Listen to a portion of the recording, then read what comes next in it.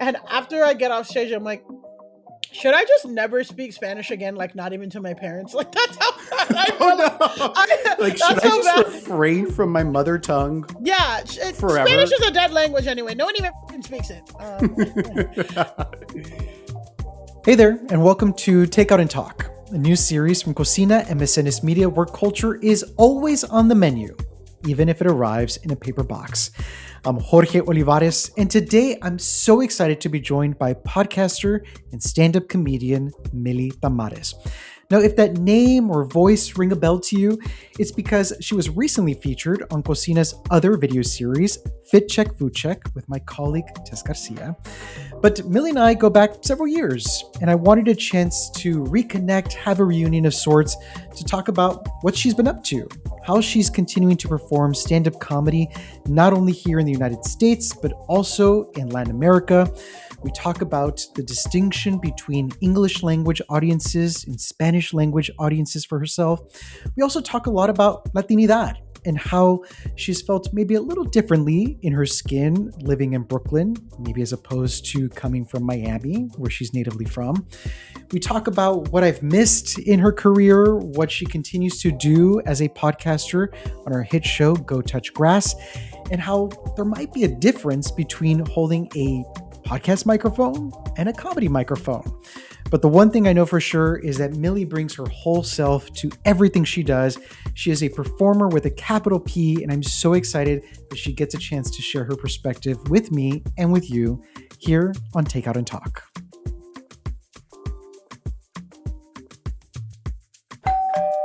I haven't seen or spoken with, honestly, Milly in several years, but Yeah.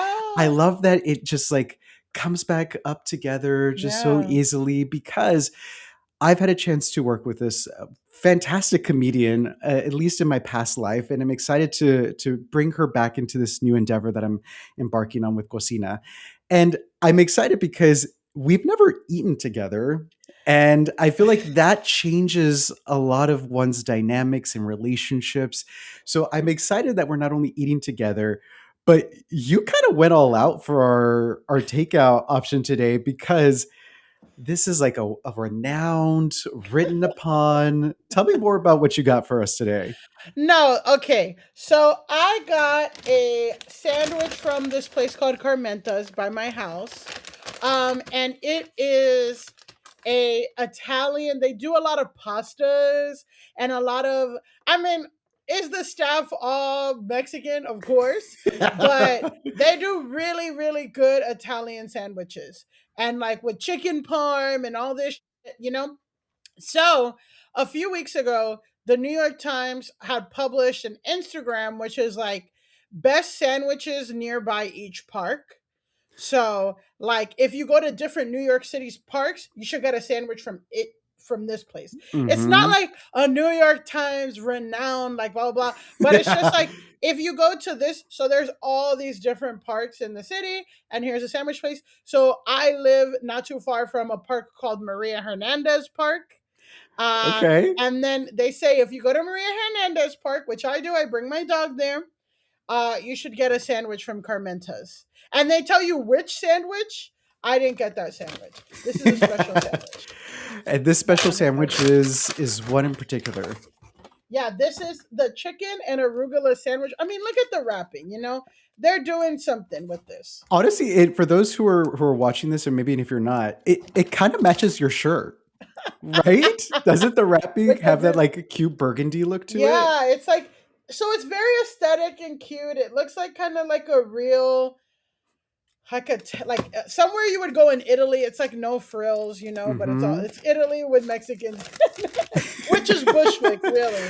Which, if you've ever lived in the New York area, ever visited Bushwick, you understand Mexicans are aplenty, Yes, regardless of the cuisine that you're ordering or visiting. and a lot of Ecuadorians too. Actually, Bushwick is super Ecuadorian right now, Hmm. and that's really fun to see. Look at the grease on this. Look at the Honestly, I grease. think the grease on the paper is what makes me more excited for you to have this sandwich because you know that You just it know it's hasn't, real. the wrapping hasn't fallen apart. Like the No. wrapping is still intact and the grease is just showing you like, wow, you're in for quite a treat. See, that looks pretty good. Yeah, so we got a chicken cutlet. I think there's ricotta cheese, arugula, and some kind of pesto on a seeded. I mean, come on, dog. Come See, on. see, I'm gonna this is what I cry. always say when with regards to ordering sandwiches. Yes, I could make myself a sandwich. Could I make No, myself that sandwich? No, I no. could not.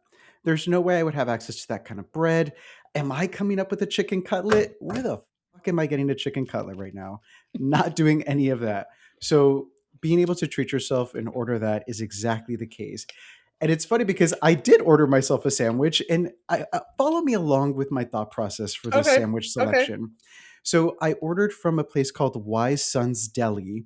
And the reason I did that is like, if I'm talking to a New Yorker, let me get a sandwich that somehow reminds me of my time in New York. So for those who are listening, I lived in New York for 10 years. That was when I had the opportunity to meet and work with Millie. Yeah. And I got it's called the OG Reuben. So it's a Oh. pastrami sandwich with all the fixings that you could ever imagine in a Reuben sandwich. And my understanding was how better to really talk to somebody who reminds me of New York, who embodies New York, than to have a New York meal. Mm-hmm. And I love that we're right there. We both got the sandwiches. For me, New York also embodies Dominican American, Caribbean culture in certain pockets of the city and the certain boroughs. Like, is that, do you feel that too? Clearly, as somebody who is a part of that culture? Um, sorry, I'm really eating the sandwich. No, as you Um, should. absolutely. I think like that was even so I grew up in Miami, which was a very heavily like even more Caribbean. I feel like Caribbean is spread out throughout, and like there's a Trinidadian neighborhood, Jamaican, and all that, and like whatever. But like in Miami, it was much more like the Dominican places here, Jamaican, So Mm-hmm. I definitely grew up very like it 100% in my Latinidad, in my like I'm a Latina woman, no doubt about that. I even kind of to the point where not that I was ashamed of being a Dominican, but I'm like, there's nothing special about this. Everyone's Dominican. Everyone who looks like me, I'm not different. I'm not like, I look like everybody else. And then when I started traveling to different parts of the country, it's like, one, I'm not like everyone else. And two, I'm not even Latina in certain parts of the country. Mm-hmm. And I went to college in Southern California, and I'm black in California, and I would try to reach out for, and like when I would go to places, I would speak in Spanish, like I would anywhere. Like in Miami, it's kind of like you speak in Spanish first because that's the safer option, and then but in when I would be in LA or in Orange County where I went to college, it was all like people are so shocked, like, oh, where'd you learn your Spanish or what's going on? And even my, Mexican American friends would say some stuff to me that it just wouldn't register. Or they're like, oh, my parents would kill me if I brought a black guy home. And I said, well, how can you tell? How could they tell? That's what I said. And they're like, Yeah. what? And I'm like, what? And they're like, what? And we're like, Just what? like a back and forth, like, what are you talking about? What are you What are talking you talking about? about? What are you talking about? So what I found with Miami, like post college, was I don't know. I just feel like, and I studied abroad in Japan and all that, and like I'm just someone who just really appreciates and loves the world and can see really cool things of every culture and of everything, and like I think one of my strengths is that I'm able to like adapt and talk to anybody and whatever. But I find that in places where I don't have any kind of core, it's hard for me, So I had a hard time in Absolutely. Orange County. I had a real, I studied abroad in Japan, and it was just constantly getting stares and people like not understanding my hair and like Mm-hmm. first person. So I'm just like, I can't do this where I'm like the most like it's like I can't be in a place where I'm exactly like everyone else, and I don't want to be in a place where nobody has ever seen someone like me. So I feel like, but I want to be able to experience different cultures and have all kinds of friends and be in art and have, and it's just like Yeah. New York City is like kind of the best for that. Even though it wasn't, I grew up in a heavily Mexican place, and there's not many Mexicans in Washington Heights, at least No, during the era that I was living there. not no. Now it's different. Yeah. So even just being exposed to Latinos helped tremendously as I was trying to figure out, like, who am I as this 21-year-old trying to venture into a new city, not only a new city, the greatest city that ever existed. Like, what is it? Oh, I'm Millie sorry. does. I'm thinking of 21-year-old Jorge. Turn it up in Washington Heights. Turn it up in Washington Heights. Acting Oh, a goddamn fool. went to La Boy, went to no parking, which unfortunately no longer exists Yeah, in because this you shut it era. down because you were acting too crazy. They're like, if this little Mexican boy is doing all of this, we can't have this operating any longer. But there's something so beautiful of still feeling accepted amongst Hmm. these other Latinos who really, other than language, had not many other similarities to me. And I'm curious, especially since you're in Brooklyn, Latinos are everywhere, but what is it like being in a section of the city that maybe isn't as heavily Dominican as, say, Washington Heights? Or are you in a place where you feel like everyone has that shared culture to you? Bushwick used to be a heavily Puerto Rican neighborhood and a Dominican neighborhood, but more Puerto Rican. And like, you'll still see pockets of that. Like, I'll still see like a lot of the bodegas are still owned by Dominicans. And if you ever come to Bushwick, um, like there is a witch store owned by twin gay brujos, Dominican brujo twins. You would be upset. So like what I don't have in Latin representation, I what I like about my neighborhood is that I do have taste of Latin representation. There's really good Mexican food, a really good Ecuadorian food. I do see like there's Puerto Ricans, like a lot of Puerto Ricans. There are Dominicans and Dominican business owners throughout like my neighborhood, but the attractive thing to me is the art scene and the queer artists, the comedy and all of that, like, and that is pretty represented in Bushwick, and then also like thrift stores and all that stuff. It's like Yeah. I've been able to build a sense of community even though these people have different ethnicities than me, like, so it's just cool to see how Latin culture is also transforming too, and like that is pretty fascinating and fun to see. I want to ask about the influence that Latinidad, like, especially in the comedy scene. Do you feel like you're not as alone as maybe when you first started comedy? Are there far more Latinos, Latinas that are in it? Or does it still feel like oh, wow, I'm I'm the only person of color on this ticket. I'm the only woman of color doing this. The reality is yes to all of that. I do feel like and the good thing is that I can do a show anywhere. You know what I mean? And that's something that I could do a show uptown. I could do, and I've recently in the past 3 years, probably since the last time we talked, I've started performing Spanish a comedy in Spanish. And yeah, so it's interesting because it depends on the seed, right? Like I am a very progressive, like and I say forward thinking in terms of like how I think about the world, but also, I mean, my identity as a woman and a woman of color in this country and a black woman is going to be different than, somebody else, whether we're Latino or not. Yeah. And also the work and the art that interests me. And also this, I do see myself as a part of a scene, like an alternative comedy scene, that's not necessarily living in the conventions of this is stand up, this, but like something a little bit more, and people who want to hear like different points of view and stuff. So in some of my shows in English, I'll have a very young progressive crowd, queer. I was the only person. I was one time I was the only person on the lineup where I wasn't. I was like the only non-trans person.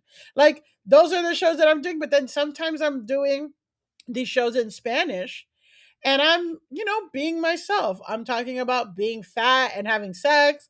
I'm talking about how I view the world, and that, like, to that crowd is shocking and insane. And oh my god, this girl's crazy, and it's so fun, and they're so like titillated by like Mm-hmm. my, so you know what I mean, but like everyone's Latino, but they're not giving, so it's like I do feel myself in all of those spaces. And it depends. And in Dominican Republic, I'm kind of, the people who can have money to go to a comedy show like that can see, a comedian on their phone, on Instagram or something, and hear about it and buy a ticket online and all that. Like, it's kind of like the richest people, and that's not necessarily who I'm performing for in the US. In the US, Such a good and point. I wouldn't have thought about that. Like the privilege of the 2 drink minimum and like being able to afford for a caretaker at home if you have kids. Like if you're going for a night out, maybe going for dinner beforehand. Like that's a night, and that could that's cost a some night. money, And especially for people who don't necessarily have that supplemental income to just do that every so often. and I feel like it's growing in Latin America, where like before, um this is kind of my take on it, or like my perspective at performing in is that like comedy as a form of entertainment, like as something to do on like a Friday, like in America, even like white people, black people, like, okay, what can you do on a Friday night in America? You go to a dive bar, a sports bar, you can go dancing, you can go karaoke, or you can go to a comedy club. The comedy club, and just like you don't know who's performing, you're just gonna go. Mm-hmm. That is a culture that is not really prominent in Latin America. Like, it's just kind of building up now.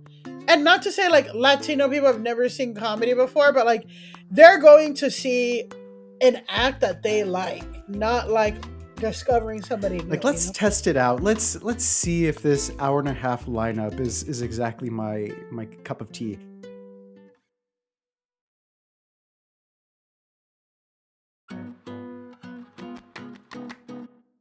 What is the difference for you, if any at all, between a comedy mic and a podcast mic? And like what you can say or what you want to say, depending on the outlet. So with Go Touch Grass, it's kind of like hybrid, it's like it's not just a pure chat podcast. Like, we do look at what's trending on the internet, and we talk about it, and we give our perspective and our like thoughts, and we kind of summarize what people are saying and stuff. So it's like it's so much more. So we kind of go into it more with like a story we want to tell, or like the point we want to make, and like reflect on that. And I guess that's similar to like when I'm performing stand up, but like with the podcast stuff, it's about like me. I want all my listeners to feel like they learned something, and it's not just me talking about like my period for an hour every week or whatever like it's just Which, if you like have to talk about that, sometimes you need an outlet for that. sometimes you need an outlet, yeah. But like, we can talk about the Barbie Dream Fest for Lauderdale failure. You know what I mean? And like that kind of stuff, but then using that as a vehicle to talk about, and yeah, like I want people to feel like they know all the facts, they know how we feel, they know what the internet is saying, and like where do these conversations come from? It's not just like sometimes people are arguing about stuff on the internet and they don't know that it's like a loaded thing, or like there are just some topics where that go viral, where it's like, of course this was designed in a lab to go. So it's kind of Mm-hmm. uh, analyzing culture in that way. And I still do that in my stand up, but I guess I don't feel like so compelled to make sure that I explained what's going on and the context and like why I feel that way. I feel like podcasts, you have to show your work a little bit. Oh, of like how you get absolutely. there. And then people will still complain, people will still send whatever, but yeah. It's that, like, the contextualization of any conversation can really only happen when you have not necessarily unlimited time, but far more time than a 5 minute set or a 12-minute set where you've got a red light going on telling you like, "Hi, dude, you got to wrap it up." Yeah, Um, I ignore those. I don't pay attention to that. I'm kidding. I'm kidding. I'm it, kidding. I'm kidding. which has anything really changed? So I unfortunately post COVID, and I completely own up to this, that I haven't really seen a lot of stand up post Mm-hmm. COVID. Mm-hmm. You're a And monster. I am. I'm like, What am I doing in life?" Cancelled. But has any of those kind of tried and true traditions of stand up changed over the years? Or is it like, if you've been doing it for 10, 15 years, it's the same today as it ever was. The only difference is you got to have a TikTok presence. I feel like people, it's really tough right now. Actually, it has changed a lot because people people are creating and performing in service of clips. Like it's more clip focused and it's more like whatever. And it's tough because it's like you don't sell ticket, like you need followers to know when your shows are to sell tickets. You don't sell tickets if people don't see your stuff. If people don't like you, people can't see your stuff unless you post a thing. And face and Instagram will suppress your unless you're constantly posting but you can't post the same jokes over and over again. So you got to try out new jokes. And so there's that. So then people are just posting random clips. And then there are people who have figured out the system and know how to make a really funny video. And but then, the way that the system works now, you can't really make money off video. Like you can like get monetization and whatever, but like if you want to do comedy now, like the really big way to do it is like to sell a special or to tour.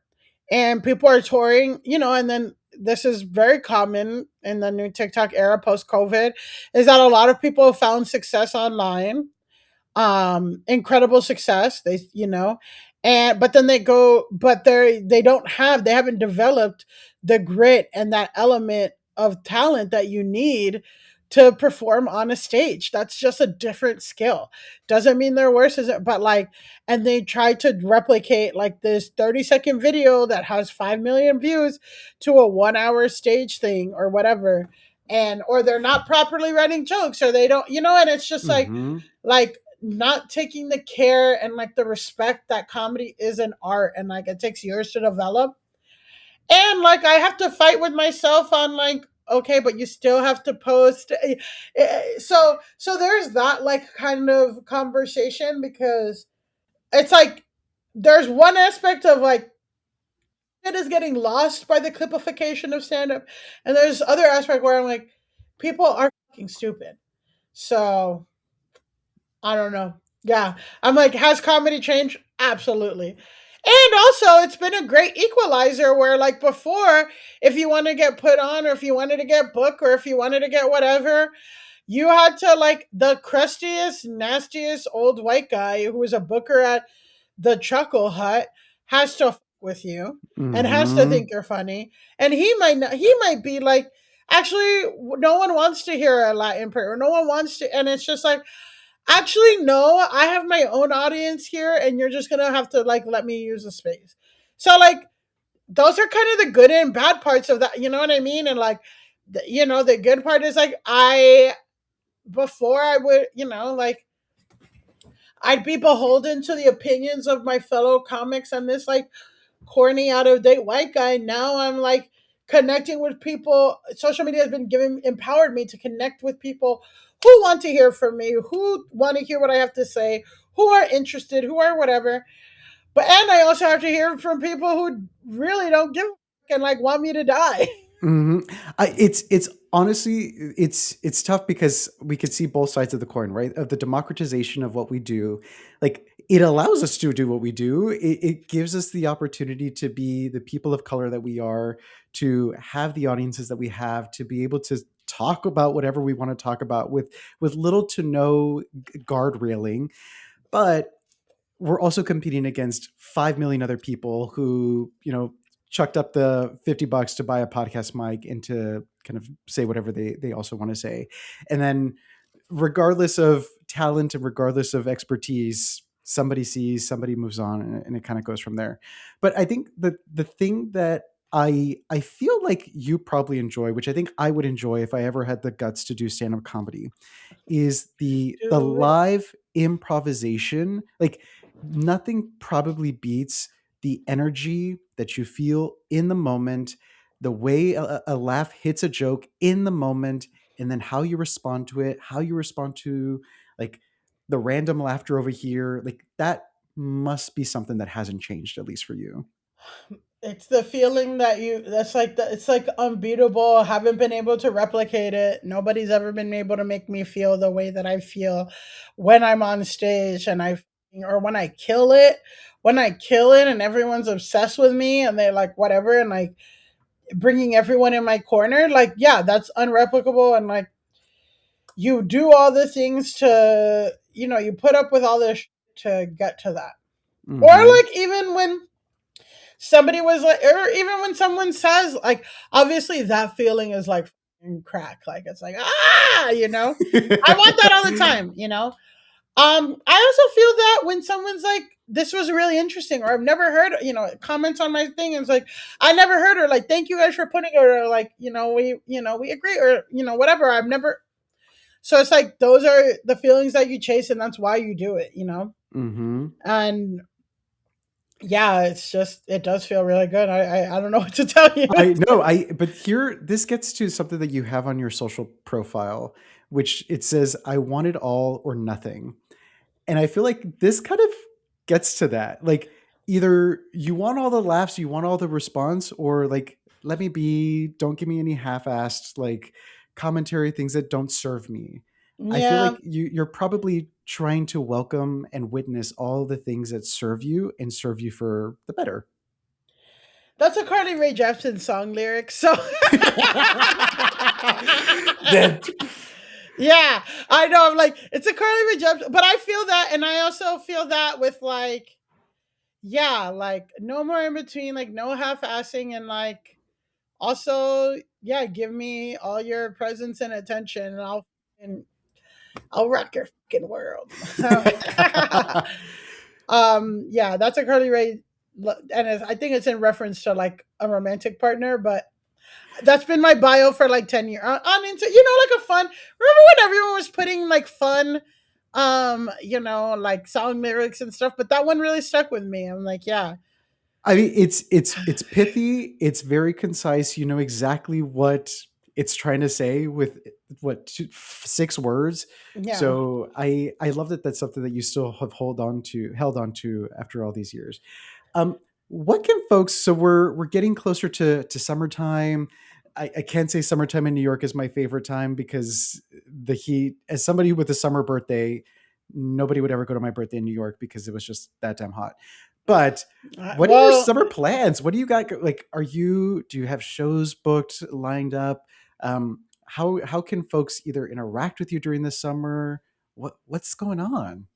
yeah. So this year has been so cold in New York that people are ready. I have never felt an itching for summer quite as much as I felt here.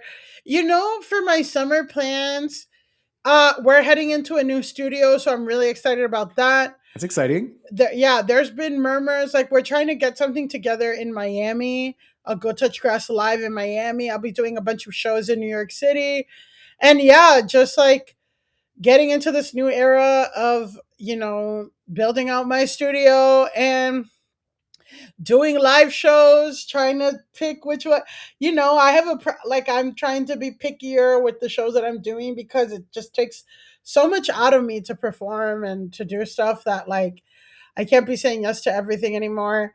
And yeah, like hopefully doing something in Miami, maybe in the fall doing something in LA, and yeah, like just really enjoying, it's so funny.